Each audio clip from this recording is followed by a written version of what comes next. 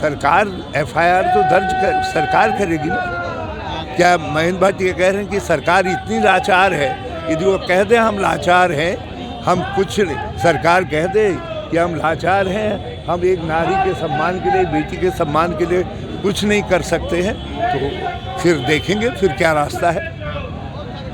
और लोग कह रहे हैं कि ये गट्टू है कौन जो सरकार पर भारी पड़ रहा है।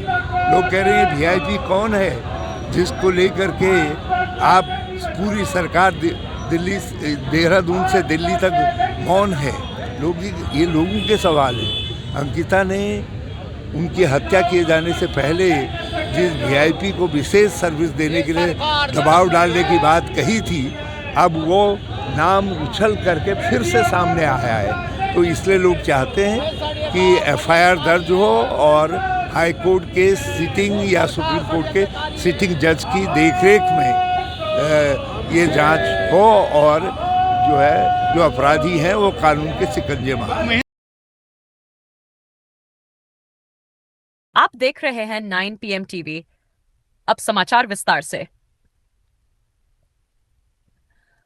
अंकिता भंडारी हत्याकांड से जुड़े वीआईपी प्रकरण को लेकर उत्तराखंड की सियासत में उबाल थमने का नाम नहीं ले रहा है।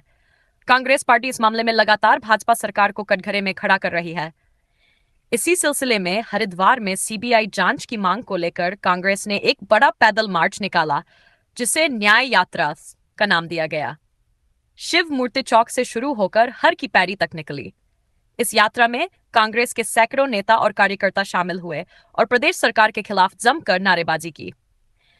इस विरोध प्रदर्शन में शामिल पूर्व मुख्यमंत्री हरीश रावत ने भाजपा सरकार पर तीखा हमला बोलते हुए कई अहम और छुपते हुए सवाल खड़े किए। उन्होंने कहा, ये गट्टू है कौन जो सरकार पर भारी पड़ रहा है?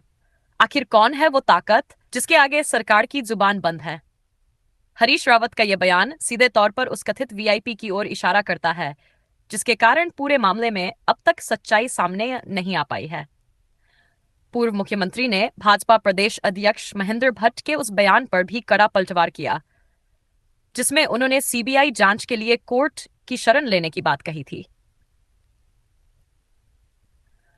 हरीश रावत ने सवालिया लहजे में कहा कि क्या भाजपा प्रदेश अध्यक्ष ये मान रहे हैं कि सरकार इतनी लाचार और बेबस हो चुकी है कि वह एक नारी के सम्मान और न्याय के लिए अपने स्तर पर कोई ठोस फैसला नहीं ले सकती? उन्होंने कहा, अगर सरकार खुद को इतना मजबूर मानती है कि उसे कोर्ट के इशारे का इंतजार है, तो ये बहुत गंभीर बात है। अगर सरकार ये स्वीकार करती है तो हम भी इस पर विचार करेंगे। हरीश रावत ने कहा कि अंकिता भंडारी का मामला सिर्फ एक हत्या का नहीं, बल्कि प्रदेश की बेटियों की सुरक्षा, सम्मान और न्याय से जुड़ा सवाल है।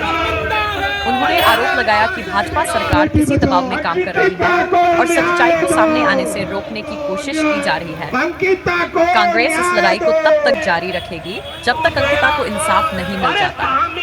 पैदल मार्च के दौरान कांग्रेस कार्यकर्ताओं ने अंकिता को न्याय दो, सीबीआई जांच कराओ, भाजपा सरकार जवाब दो जैसे नारे लगाकर सरकार के खिलाफ अपना आक्रोश जाहिर किया।